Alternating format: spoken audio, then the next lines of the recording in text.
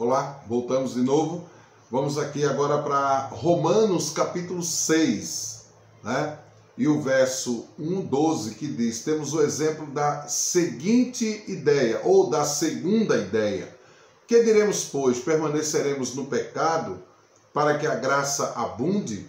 De modo nenhum. Nós que estamos mortos para o pecado, como viveremos ainda nele?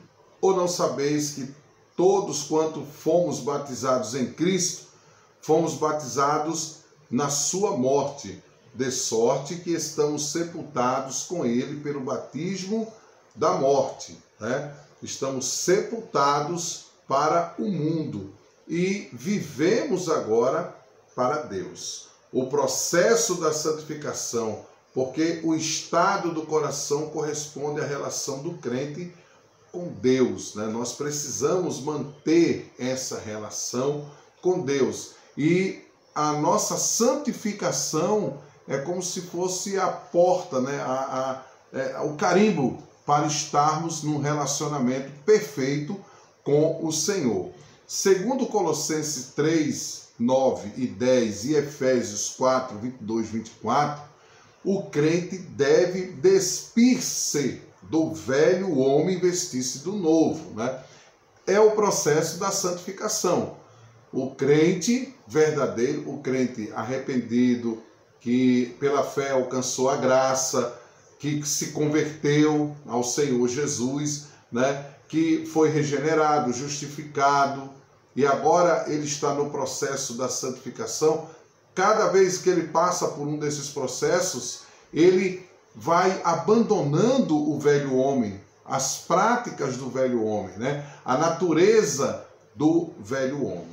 O desejo de Paulo para com os Tessalonicenses era que fossem irrepreensíveis diante de Deus, o Pai, para confortar os vossos corações, para que sejais irrepreensíveis em santificação diante do nosso Deus e Pai, na vinda do nosso Senhor Jesus Cristo com todos os seus santos. Ou seja, a santificação exige que venhamos a viver de uma maneira irrepreensível. A nossa luta para que essa santificação ela seja aprovada é que a nossa vida seja uma vida irrepreensiva diante do nosso Deus. 1 Tessalonicenses 3:13. E na carta aos Hebreus achamos duas ideias de santificação, né?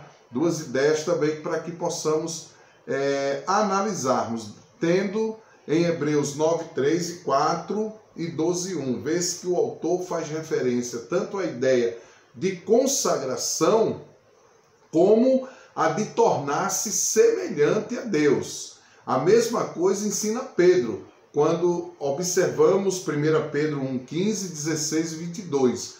Diante destas passagens da Bíblia, que tão claramente nos falam sobre o assunto, podemos estabelecer estas considerações.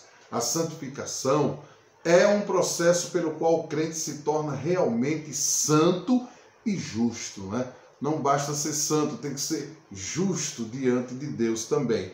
Na justificação, se nos imputa a fé como justiça, né? Mas a justificação não nos faz justo no sentido de nos tornar semelhante a Deus e inteiramente de acordo com o seu caráter. Mas sim, na justificação, ele nos traz o processo de sermos justos, né?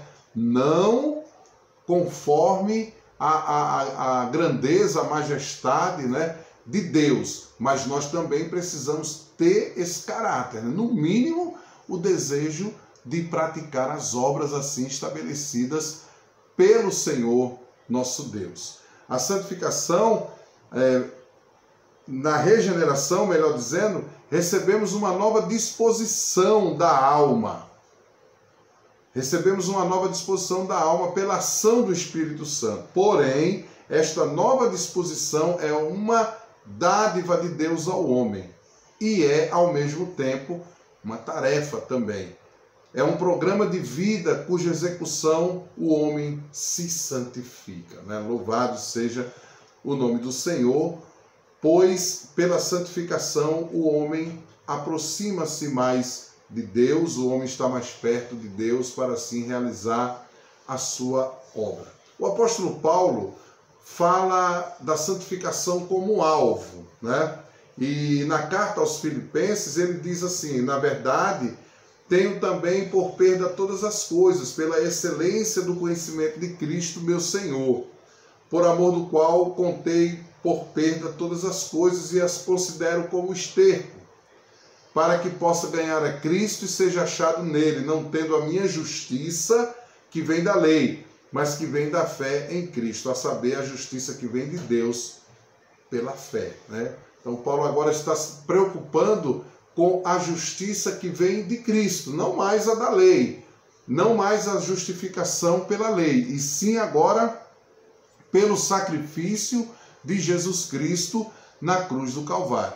Também na santificação nós nos operamos a nossa própria salvação pelo poder de Deus. Assim também operai a vossa salvação com temor e tremor, porque Deus é o que opera em vós tanto o querer como o efetuar. E aí a gente conclui no exposto. É claro que o texto tem mais informações que vocês vão receber completinho aqui, né, nessa apostila, mas ele diz assim ainda a questão da salvação.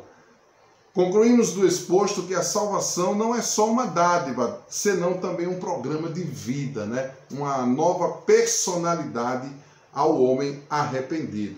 Recebemos a nossa salvação de Deus e operamos-la ao mesmo tempo pelo esforço que fazemos a fim de que se realize em nossa vida a vontade do Senhor Jesus. E na santificação, o homem é tão passivo como na regeneração. Naquela, ele pode e deve cooperar com Deus. O crente precisa esforçar-se para progredir em santificação. E Paulo exorta aos Efésios, esclarecendo-nos sobre o que tem o crente a fazer para a própria santificação. No demais, irmãos meus, fortalecei-vos no Senhor e na força do seu poder. E aí ele vai falar de toda a armadura de Deus em Efésios 6:10, que vai ajudar, né, a pessoa se manter, ou o crente se manter e crescer nesse processo de santificação. O Espírito Santo é quem opera a santificação. Nós já sabemos disso, como já vimos. É ele quem convence o homem do pecado, da justiça e do juízo. Portanto, o homem que se convence, né, ou que se converte do pecado e agora aceita a justiça e o juízo de Deus para a sua vida, ele vai tornar-se santificado pela ação do Espírito Santo em sua vida. O Espírito Santo não fala de si mesmo, porque Cristo é o objetivo da sua obra. Ele vai tornar esse homem arrependido, né? Ele vai tornar essa pessoa que agora foi convencida do seu pecado, santificado pela obra de Cristo Jesus. Em João 17:17, também a palavra santifica o homem. Está escrito, né? Santifica-os na tua verdade. A tua palavra é a verdade. Então veja que a ação de Deus, a ação do Senhor Jesus, do Espírito Santo e até da própria palavra contribuem, colaboram para a santificação e a regeneração do homem, né? Para que ele possa continuar nesse processo, nesse crescimento, né? É por isso que eu gosto muito de falar a respeito da convenção, né? Do aceitar Jesus. É um processo, né? Ninguém vai mudar do dia para a noite. E nesse processo, é claro que alguns vão assimilar melhor essa questão de todo esse processo que vão passar. Outros terão mais dificuldades. Alguns ficarão pelo caminho e outros vão concluir, sim, o seu processo de regeneração. Ok?